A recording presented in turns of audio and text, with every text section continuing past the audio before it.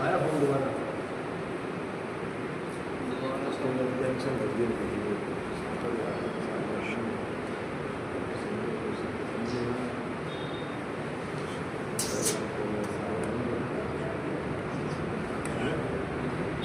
tension रहेगी इसके बाद इंस्टाग्राम पे सारे फॉलोवर्स हैं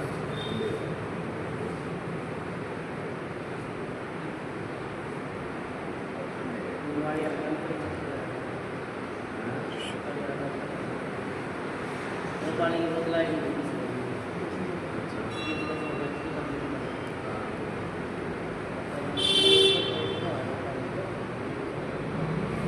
आज दुकान खाली मैंने पानी पी के तो छोड़ दो तो पानी को काम आ चुके पता नहीं कौन पी गया मैं चक्कर जाएगा सूरज